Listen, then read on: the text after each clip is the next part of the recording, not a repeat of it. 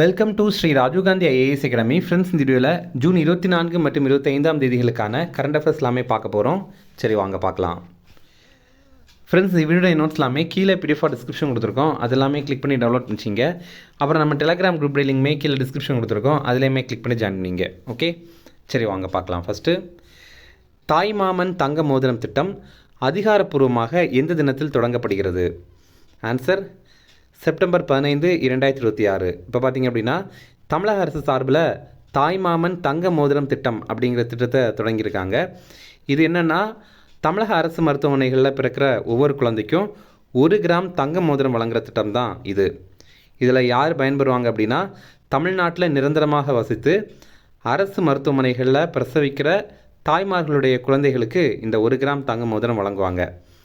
இது நம்முடைய முதல்வர் விஜய் அவருடைய பிறந்த நாளான ஜூன் 22ஆம் தேதியிலிருந்து பிறக்கிற குழந்தைகள் இந்த திட்டத்தின் கீழே பயன்பெறுவாங்க. ஆனாலும் இது அதிகாரப்பூர்வமாக எப்போ தொடங்குறாங்க அப்படின்னா, பேரறிஞர் அண்ணாவுடைய பிறந்த நாளான செப்டம்பர் 15ஆம் தேதி தான் இதை தொடங்கி வைக்கிறாங்க.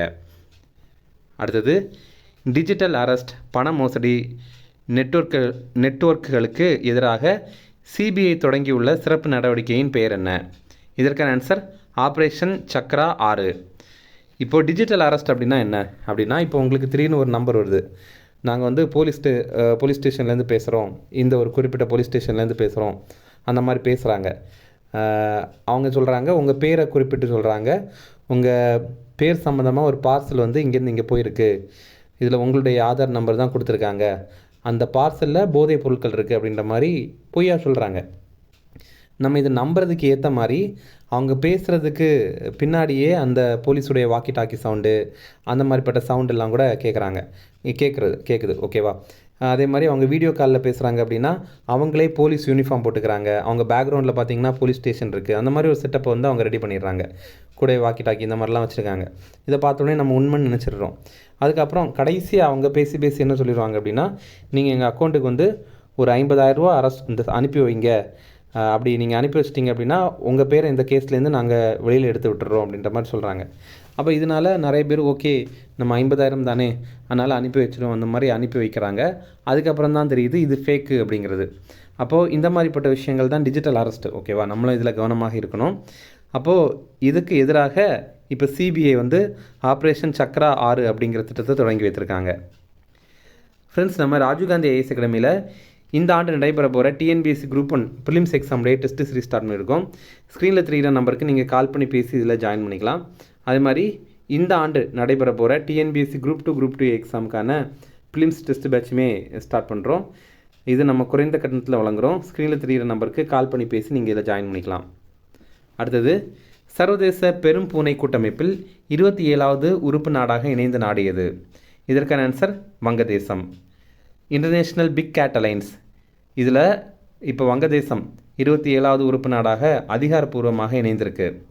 சர்வதேச பெரும் பூனை கூட்டமைப்பு, இந்த கூட்டமைப்பு உருவாக்கின நாடு நம்ம இந்தியா தான். 2023 இது உருவாக்கியிருந்தோம். இதோடைய தலைமையகம் புதுடெல்லியில் இருக்குது. இதில் 7 பெரும் பூனைகளை பாதுகாக்கணும் அப்படிங்கிறது தான் இலக்கு. அது என்ன அப்படின்னா, புலி, சிங்கம், சிறுத்தை, பனிச்சிறுத்தை, சிவிங்கி புலி, ஜாக்வார் மற்றும் பூமா. இதில் சிறுத்தை அப்படின்னா லெப்பர்டு, பனிச்சிறுத்தை அப்படின்னா ஸ்னோ லெப்பர்டு, சிவிங்கி புலி அப்படின்னா சீட்டா. ஓகேவா? அடுத்தது, சுதந்திரத்திற்கு பிறகு இந்தியாவின் முதல் தனியார் துறை தங்க சுரங்க திட்டம் எந்த மாநிலத்தில் தொடங்கி வைக்கப்பட்டது? இதற்கான ஆன்சர் ஆந்திர பிரதேசம். இப்போ பார்த்திங்க அப்படின்னா, இந்தியாவுக்கு சுதந்திரம் கிடைத்ததுக்கு அப்புறம் முதல் முறையாக தனியார் துறை வணிக ரீதியிலான தங்க சுரங்கத்தை அமைத்திருக்காங்க. எங்கே அமைத்திருக்காங்க அப்படின்னா, ஆந்திர பிரதேசம் மாநிலத்தில் கர்னூல் மாவட்டத்தில் ஜொன்னகிரி அப்படிங்கிற கிராமத்தில் தான் இதை அமைத்திருக்காங்க. இதை அமைத்த நிறுவனம் Jio Mysore services India private limited அப்படிங்கிற நிறுவனம். ஆந்திர பிரதேச முதல்வர் சந்திரபாபு நாயுடு. இப்போது இது முதல் ஆண்டிலேயே 400 கிலோ தங்கம் கிடைக்கும் அப்படின்ற மாதிரி எதிர்பார்க்குறாங்க. 2வது ஆண்டிலிருந்து 900 கிலோ தங்கம் பிரித்தெடுக்கிறத இலக்காக நிர்ணயம் பண்ணியிருக்காங்க. எதிர்காலத்தில் ஆண்டுக்கு 2 டன் தங்கம் உற்பத்தி பண்ணுறதுக்கு இலக்கு வச்சுருக்காங்க. இதில் ஆந்திர அரசுக்கு என்ன கிடைக்கும் அப்படின்னா, உற்பத்தியாகிற தங்கத்துடைய மதிப்பில் 4%. இது ஆந்திர மாநில அரசுக்கு ராயல்ட்டி வருவாயாக கிடைக்கும்.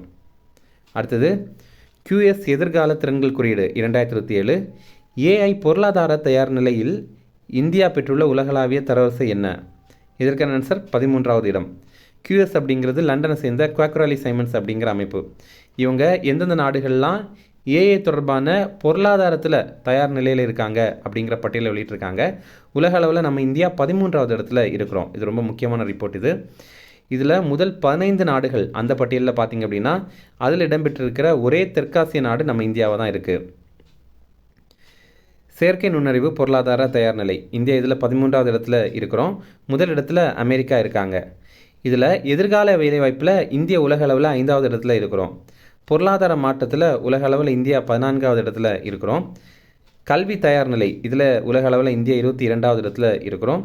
திறன் சீரமைப்பு, இதில் உலக அளவில் இந்தியா 18வது இடத்துல இருக்கிறோம். ஓகே, அடுத்தது தமிழக அரசு மருத்துவமனைகளில் பணியாளர்கள் லஞ்சம் பெற்றால் எந்த தொலைபேசி எண்ணில் புகார் அளிக்கலாம்? இதற்கான ஆன்சர் 104. இப்போது தமிழக அரசு இதை அறிவித்திருக்காங்க. என்னென்னா, தமிழக அரசு மருத்துவமனைகளில் பணியாளர்கள் லஞ்சம் கேட்குறாங்க அப்படின்னா நீங்கள் 104 அப்படிங்கிற இந்த ஃபோன் நம்பருக்கு கால் பண்ணி புகார் அளிக்கலாம் அப்படின்னு தெரிவித்திருக்காங்க. அப்புறம் ஒரு ஷார்ட் நியூஸ் ரிஃபரன்ஸ் அதையுமே பார்க்கலாம். தமிழகத்தில் 5 மாவட்டங்களில் சோதனை முயற்சியாக உயர் சுகாதாரத்துடன் கூடிய சாலையோர உணவகங்கள் அமைக்க போகிறாங்க. அதாவது சாலையோரங்களில் உணவகங்கள் அமைக்க போகிறாங்க. அது எல்லாமே ரொம்ப சுகாதாரமாக இருக்கும் அப்படின்னு தெரிவிக்கிறாங்க. அதற்காக அங்கே இருக்கிற ஊழியர்களுக்கு தடுப்பூசியும் செலுத்த போகிறாங்க. மக்கள் நல்வாழ்வுத்துறை அமைச்சரான KG அருண்ராஜ் இதை தெரிவித்திருக்காரு. எந்தெந்த மாவட்டங்களில் முதல் முறையாக இதை அமல்படுத்துகிறாங்க அப்படின்னா சென்னை, திருச்சி, சேலம், கோவை மற்றும் திருப்பூர். அதே மாதிரி தமிழகம் முழுவதுமே உணவகங்களில் பணியாற்ற ஊழியர்களுக்கு டைஃபாய்டு தடுப்பூசி செலுத்துறதுக்கு நடவடிக்கைகள் மேற்கொள்ள போகிறோம் அப்படின்னு தெரிவித்திருக்காங்க. அடுத்த முக்கிய தினங்கள் பார்க்கலாம். உலக கைம்பெண் தினம், இது ஜூன் 23ஆம் தேதி. வேர்ல்டு விடோஸ் டே. உலக பெண்கள் தினம் என்னைக்கு அப்படின்னா அது மார்ச் 8ஆம் தேதி. அப்புறம் உலக பெண் குழந்தைகள் தினம் எது அப்படின்னா அது அக்டோபர் 11ஆம் தேதி. அறிவியலில் பெண்கள் மற்றும் குழந்தைகள் தினம் என்னைக்கு அப்படின்னா அது பிப்ரவரி 11ஆம் தேதி. அடுத்தது அரசியலமைப்பு படுகொலை தினம், இது ஜூன் 25ஆம் தேதி. ஹிந்தியில் இதை சம்விதான் ஹத்ய திவாஸ் அப்படின்னு குறிப்பிட்றாங்க. 2024ஆவது ஆண்டு மத்திய அரசு இந்த தினத்தை அறிவித்திருந்தாங்க. இதனால் இந்த தினத்தை அரசியலமைப்பு படுகொலை தினமாக கடைபிடிக்கிறாங்க அப்படின்னா 1975ஆவது ஆண்டு இதே ஜூன் 25ஆம் தேதி அன்னைக்கு தான் முன்னாள் பிரதமர் இந்திரா காந்தி அவங்க அவசர நிலையை பிரகடனம் பண்ணியிருந்தாங்க. அப்போது 1975 ஜூன் 25ஆம் தேதி அதை ஆரம்பித்து 1977 மார்ச் 21ஆம் தேதி வரைக்கும் இது நடந்தது. அந்த அவசர நிலையாக தான் இந்தியா முழுவதுமே இருந்தது. அடுத்தது உலக வெண்புள்ளி நோய் தினம், இது மே 25ஆம் தேதி. வேர்ல்டு விட்டிலிகோ டே. இந்த ஆண்டுக்கான கருப்பொருள் அவமானத்திலிருந்து ஆற்றலுக்கு அப்படிங்கிறது தான். From stigma to strength. அதாவது நம்ம இந்த வெண்புள்ளி ஒருத்தங்களுக்கு இருக்குது அப்படின்னா அதை நம்ம அவமானமாக நினைக்க வேண்டாம், அது ஒரு ஆற்றலாக நினைக்கணும் அப்படிங்கிறத தெரிவிக்கிறாங்க. மைக்கேல் ஜாக்சன் இந்த நோயினால் பாதிக்கப்பட்டிருந்தார். அவர் மறைந்த தினமான ஜூன் 25ஆம் தேதி இந்த தினம் கடைபிடிக்கப்படுது. அடுத்தது உலக மாலுமிகள் தினம், இது ஜூன் 25ஆம் தேதி. உலக கடல்சார் தினம் என்னைக்கு அப்படின்னா அது செப்டம்பர் 25ஆம் தேதி. தேசிய கடல்சார் தினம் நம்ம இந்தியாவில் ஏப்ரல் 5ஆம் தேதி கடைபிடிக்கிறோம். இன்னும் ரிவிஷன் பார்க்கலாம். தாய்மாமன் தங்க மோதிரம் திட்டம் அதிகாரப்பூர்வமாக எந்த தினத்தில் தொடங்கப்படுகிறது? Answer September 15, 2026. அடுத்தது டிஜிட்டல் அரெஸ்ட் பண மோசடி நெட்வொர்க்குகளுக்கு எதிராக CBI தொடங்கியுள்ள சிறப்பு நடவடிக்கையின் பெயர் என்ன? இதற்கான ஆன்சர் ஆபரேஷன் சக்ரா 6. அடுத்தது சர்வதேச பெரும் பூனை கூட்டமைப்பில் 27வது உறுப்பு நாடாக இணைந்த நாடு எது? இதற்கான ஆன்சர் வங்கதேசம். அடுத்தது சுதந்திரத்திற்கு பிறகு இந்தியாவின் முதல் தனியார் துறை தங்க சுரங்க திட்டம் எந்த மாநிலத்தில் தொடங்கி வைக்கப்பட்டது? இதற்கான ஆன்சர் ஆந்திர பிரதேசம். அடுத்தது QS எதிர்கால திறன்கள் குறியீடு 2027 AI பொருளாதார தயார் நிலையில் இந்தியா பெற்றுள்ள உலகளாவிய தரவரிசை என்ன? ஆன்சர் 13வது இடம். அடுத்தது தமிழக அரசு மருத்துவமனைகளில் பணியாளர்கள் லஞ்சம் பெற்றால் எந்த தொலைபேசி எண்ணில் புகார் அளிக்கலாம்? ஆன்சர் 104. அப்புறம் போன வீடியோவில் நம்ம ஒரு ப்ரீவியஸ் இயர் கேள்வி கேட்டிருந்தோம். இது இந்த ஆண்டு நடைபெற்ற TNPSC Group 2A மெயின்ஸ் எக்ஸாமில் கேட்ட கேள்வி இது. இதில் சில திட்டங்கள் தமிழக அரசு தொடங்கின திட்டங்கள் கொடுத்துருக்காங்க. அது எந்த ஆண்டு தொடங்கினது அப்படிங்கிறத பார்க்கலாம். ஃபஸ்ட்டு நீங்கள் நலமா திட்டம், இது 2024 தொடங்கியிருந்தாங்க. அப்புறம் மனு நீதி திட்டம், இது 1969லேயே தொடங்கிட்டாங்க. அப்புறம் குரல் முற்றோதல் திட்டம், இது 2000வது ஆண்டில் தொடங்கியிருந்தாங்க. இல்லம் தேடி கல்வி, இது பார்த்திங்கன்னா 2021 தொடங்கியிருந்தாங்க. இதில் நீங்கள் நலமா அப்படிங்கிற திட்டம் என்ன அப்படின்னா இப்போது தமிழக அரசுடைய நலத்திட்டங்கள் அந்த மக்களுக்கு போய் சேருதா அப்படிங்கிறத நேரடியாக அவங்கக்கிட்ட போய் கேட்டு அறிஞ்சிக்கிற திட்டம். இதற்காக அந்த மினிஸ்டர்ஸ், அப்புறம் வந்து எம்எல்ஏக்கள், அப்புறம் கலெக்டர், இந்த மாதிரி பதவியில் இருக்கிறவங்க நேரடியாக மக்கள்கிட்ட போய் கேட்பாங்க, இந்த திட்டத்தில் நீங்கள் பயன்படுறீங்களா அப்படின்ற மாதிரி கேட்பாங்க. அதான் நீங்கள் நலமா அப்படிங்கிற திட்டம். மனுநீதி அப்படிங்கிற திட்டம் என்ன அப்படின்னா 1969 இதை தொடங்கிட்டாங்க. மக்களுடைய குறைகளை தீர்க்கிறதுக்காக அப்போ தொடங்கப்பட்ட ஒரு திட்டம். மக்கள் ஏதாவது குறைகள் சொல்கிறாங்க அப்படின்னா அதுக்கு தீர்வு வழங்குறது, அதை தீர்த்து வைக்கிற திட்டம் தான் மனுநீதி திட்டம். குறள் முற்றோதல் திட்டம் அப்படின்னா என்னென்னா, இப்போ நமக்கு 1330 திருக்குறள் இருக்குல்ல, அது எல்லாத்தையுமே மனப்பாடம் பண்ணி சொல்கிற பள்ளி மற்றும் கல்லூரி மாணவ மாணவிகள் இருக்காங்கள்ல, அவங்களுக்கு வந்து பரிசு தொகை கொடுக்குற திட்டம் தான் இது. 10,000 20,000 அப்படின்ற மாதிரி அந்த டைமில் கொடுத்துருந்தாங்க. அப்புறம் இல்லம் தேடி கல்வி திட்டம்.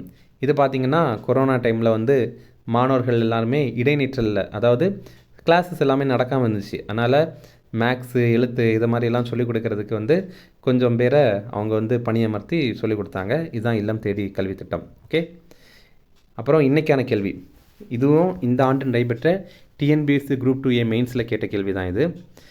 எந்த செயற்கைக்கோள் 1 ஜனவரி 2024 அன்று இஸ்ரோ காஸ்மிக் எக்ஸ் கதிர்களை ஆய்வு செய்யும் பொருட்டு அனுப்பப்பட்டது அப்படிங்கிறது தான் கேள்வி. இது போன ஆண்டு ஜனவரி 1 கரெக்டாக போன ஆண்டு இல்லை, 2024 ஆண்டு ஜனவரி 1 கரெக்டாக அனுப்புனது. ஆனால் இந்த ஆண்டு நடைபெற்ற எக்ஸாமில் அது கேட்டிருக்காங்க. அப்போ நமக்கு இது ரொம்ப முக்கியம் அப்படிங்கிறது தெரியுது. ஆப்ஷன்ஸ் பார்த்திங்க அப்படின்னா ஆஸ்ட்ரோசாட், ஆதித்யா L1, சந்திராயன் 1, அப்புறம் எக்ஸ்போசாட். இந்த கேள்வியை நம்ம வந்து நிறைய முறை நம்மளுடைய கரண்ட் அஃபேர்ஸில் வந்து பார்த்துருப்போம். இது நீங்கள் தெரியும் அப்படின்னா கண்டிப்பாக கமெண்ட்ஸில் ஆன்சர் பண்ணுங்கள். நேற்றுக்கான வீடியோலையுமே நிறைய பேர் கரெக்டாக கமெண்ட்ஸில் ஆன்சர் பண்ணியிருந்தீங்க, எல்லாருக்குமே வாழ்த்துக்கள். இன்றைக்கான வீடியோலையுமே கரெக்டாக கமெண்ட்ஸில் ஆன்சர் பண்ணுங்கள். ஓகே, அவ்வளோதான் ஃப்ரெண்ட்ஸ். இந்த வீடியோ பிடிச்சா கண்டிப்பாக லைக் பண்ணுங்கள். நம்மளுடைய சேனலுக்கு சப்ஸ்கிரைப் பண்ணிச்சிங்க, உங்கள் நண்பர்களுக்குமே ஷேர் பண்ணுங்கள். கண்டிப்பாக இது அவங்களுக்கும் நல்லதாக இருக்கும். Okay, thank you.